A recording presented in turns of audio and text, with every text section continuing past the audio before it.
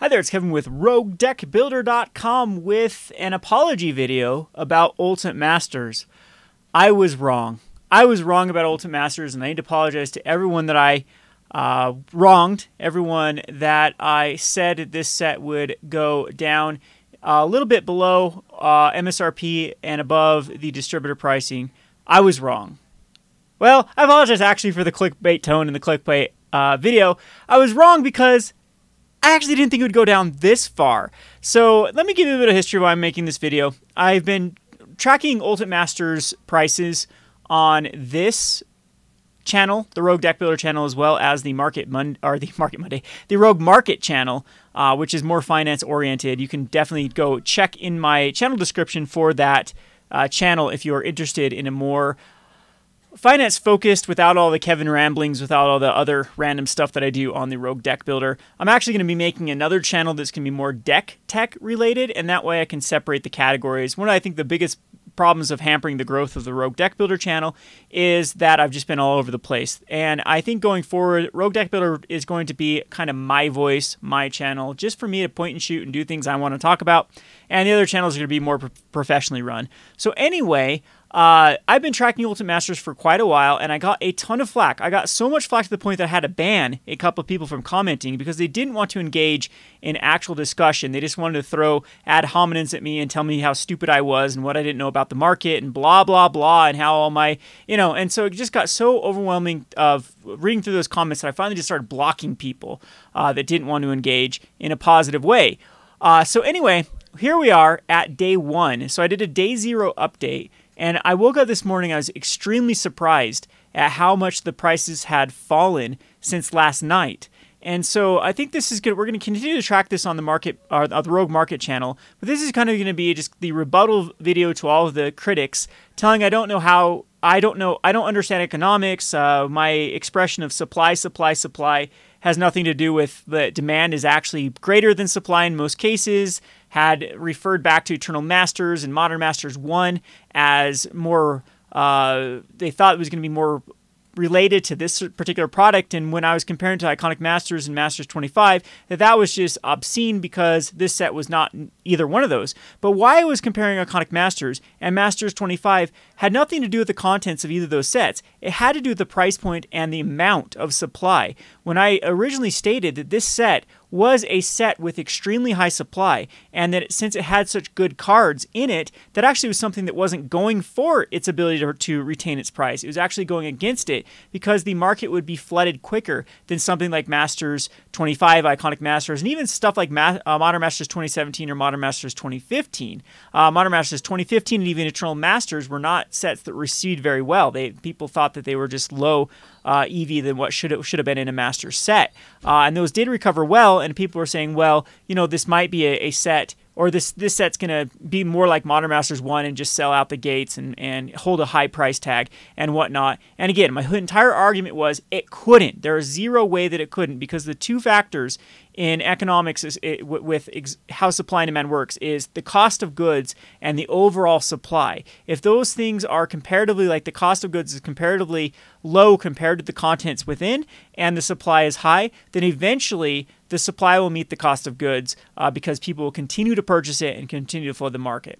Well, lo and behold, here is my updated, even 3 hours ago, so I'm thinking this has dipped down even more, of the box EV of 190s without foils, 216, about 217 with foils. Of course, you can kind of bank on like a $45 to $60 average EV of the box topper. That is decreasing, by the way, quite significantly, because yes, the box toppers are not that common. They're a lot more common than masterpieces from Kaladesh or Aether Revolt, or the expeditions from Battle for Zendikar, or the invocations even from the Hour Devastation Amakep sets. So I think the box toppers are going to continue to fall in value as well, because there's foil cards that are almost like them in this set, and they're actually there's one foil per pack. So of course, that's all this is adding together to this low box EV comparatively when this set came out. Now, if we go back to many moons ago when this set was first come out, this set EV was well above 400 with the foil, and that wasn't even with the topper. This set came out with about a box EV about 500 with the topper, some even higher when this was first spoiled. And again, that is why I've been saying it cannot hold due to the amount of sheer supply and the cost of goods for this. So anyway, how I was wrong? Well, here was my predictions. This was my dust settling prediction. So actually this was about a week, 2 weeks out of where I thought the master set would fall to. And my initial position was that everyone was saying that this set would be one of the sets that would hold MSRP. I said they're out of their minds. There was no way that box value was going to hold a $344 price tag. That was my initial price point. That was the initial video that I did telling people they were dead wrong about Masters 25, is that the EV would no way, no how hold that $344 price tag, which a bunch of people thought that of course it would, because at the time it was hitting at 500, 600 bucks. You know, I hate to be wrong. No, I don't. I mean, I hate to be right. No, I don't. I actually love to be right. But this is actually under anything even I anticipated of where the value would go. So again, here are the prices that I thought. I thought we'd have a Liliana about 60 bucks, a Karn at 50, and that the vast majority would still be in this Mythic, and the rares would dump the hardest. And I'm quite surprised. I was spot on with a lot of the cards that I think would fall the most, like back to basics. So here's the current price versus the price that I have. I had Noble Hierarch and Liliana retaining higher value, had back to basics going down more, and even the cards right here, this chunk in the middle, the Demonic Tears and Ancient Tombs, I had them holding better than they actually are. Currently, we only have, what is this, 1, 2, 3, 4, 5, 6, 7, 8 rares that will make your money back out of a pack of Masters 25, or excuse me, Ultimate Masters, and we still have the majority of the Mythics will get you the value, but even like cards like Vengevine are starting to decrease in value. I had Vengevine at $14.99. I had Dark Depths going way down. That's the card that's actually holding its value stubbornly. I must have a lot more play in various formats like EDH than I gave it credit for. But yeah, few things I have a little bit lower, but there's a lot of cards here that, of course, that I still had a lot higher. I thought that the uncommon slot was going to retain its value a little bit better. The uncommon slot has just been obliterated. This is the one I was the most surprised on. The Eternal Witnesses selling for under $2 right now on TCG Player. Kitchen Finks under $2. And even cards like the Young Pyromancer, 49 cents. A bunch of these uncommons I need to start taking off of having any value because they're now down to 25 cents, like cards like Anger and Fecundity. So we're looking down to the rares too. Look at how many of these rares have gone to bulk prices. Squee Goblin Nabob, Spoils the Vault, Revelark, which sees a ton of play in Commander, Dig Through Time, the Sovereigns of the Lost Alara, Wall of Reverence. These cards aren't low-played cards. I mean, they're decently, but they've all gone down to that 25-cent price. We have a bunch of cards under the $2 range, a bunch of cards even under the $3 range now, ones that even surprised me are cards like Vexing Devil. Glendalandra Archmage, for example, a $20 card that went all the way down to $4. And we haven't even seen the end of it. Tonight, there will start to be a lot of drafts at your local game store. There will be even more boxes opening. And according to various sources I have, there still is a small wave, not a new print run, a small wave of this that is going to enter into the economy, as this is typical of master sets that Wizards releases one of the big waves first, and then they release one that's about 20% of the size later on. So I'm expecting the prices of these to even dip down lower. We have at distributor pricing this barely being worth to open it up, unless you're including the box topper in the gig. The box topper is break or make this. You can still get some pretty bad box toppers, but for the vast majority of the times, you're going to get good ones. I mean, sad people that get the Stirring Wildwoods and the Lava Claw Reaches, but other than that, the box toppers tend to have the significant portion of the set EV. So anyway, I don't want this to be a humble brag. I don't want this to be a told you so. It is nice, though, that this even happened quicker than I thought it would happen with the set. And I don't know, the baseless insults that were thrown my way about it's just nice. It's a breath of fresh air.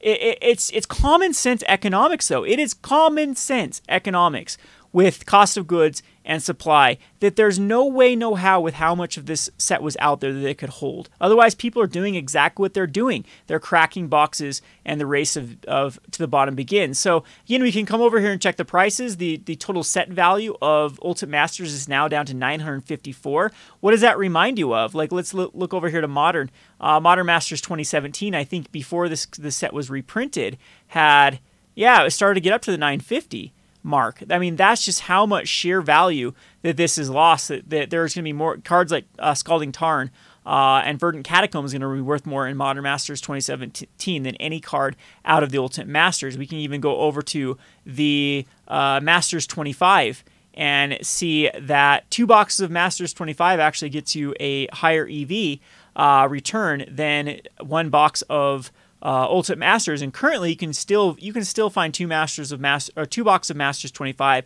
around a similar price tag as you can find so I think I get these for 130-ish for my source. So 260, and then I've seen like other places like Card Kingdom have these as low as 140. So for $280, you can get 2 Masters 25s, and that's kind of the going rate right now for Ultimate Masters. Again, there is the box topper, so people say, well, you're forgetting about the box topper. Yeah, I get it.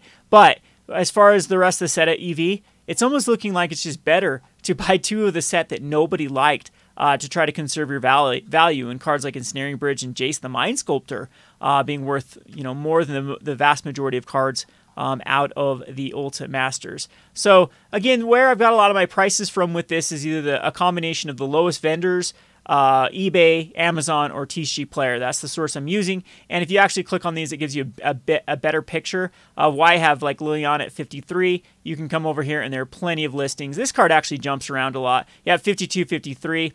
These start to get purchased. The market price is, I believe, the last average of the last 10 cards that were sold on TCG Player gives you a market price. And so the last Lilianas that actually have sold have gone for around $53.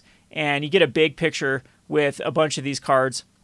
If we go down to like Back to Basics, for example, this is one that's very telling, saying it's going for 16, but if you actually come over here and click on Back to Basics, 1274 is the average of the last one sold. We're even dipping down below that with 11s, 12s, a bunch of 12s. We have a whole page now. Let's click on 4 or more, for example. Yeah, I'll have a whole page of under 13, basically, for Back to Basics. And that can continue to go down as more boxes are open. I mean, so basically we have the primary sellers that have access to this. So it's the people that are distributors or have access to getting their product directly from distributors at a very quick rate. Well, what we're going to see today is people drafting the set. We're also going to see the people that pre-ordered be able to come up and pick up their boxes today and open those up. So also people that pre-ordered from places like Sports and More or Mass Drop or other places on eBay and Amazon, about today's probably the day they're going to be getting them. This set was released